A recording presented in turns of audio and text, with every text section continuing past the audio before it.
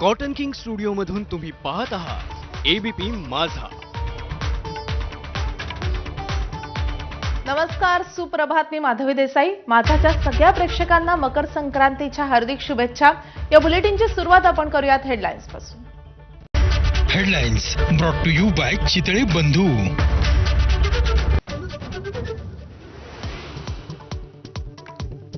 सिंचन घोटाळ्यावरून अजित पवारांचा गंभीर आरोप. पहिल्या युती सरकारनं पार्टी फंडासाठी प्रकल्पाच्या किमती 100 कोटी मागितले. अजित पवारांचा खळबळजनक आरोप कपोलकल्पित मुनगंटीवारांचा दावा.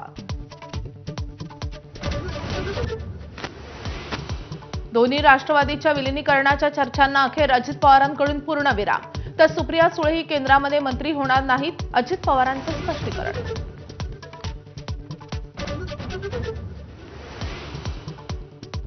अजितदादांचे राजकीय सल्लागार नरेश अरोरांच्या कार्यालयावर क्राईम ब्रांचची कारवाई. प्रचाराच्या शेवटच्या दिवशीच कारवाई कशी? अजित पवारांच्या राष्ट्रवादीचा सवाल. तर चौकशीला सहकार्य केल्याचं अरोरांचं उत्तर. दोन्ही ठाकरे बंधू गुंतवणूक विरोधी. भाजपचे नेते आशिष शेलारांची टीका. तर राज ठाकरेंचा कृष्णकुंज ते शिवतीर्थ प्रवास कसा झाला? अमित साटमांचा सवाल.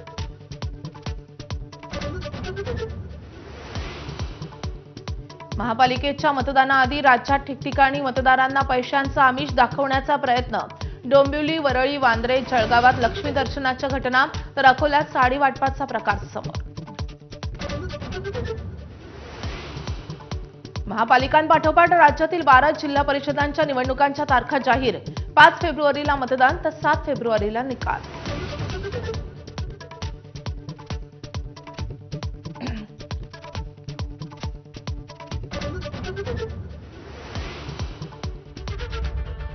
बुलेटिन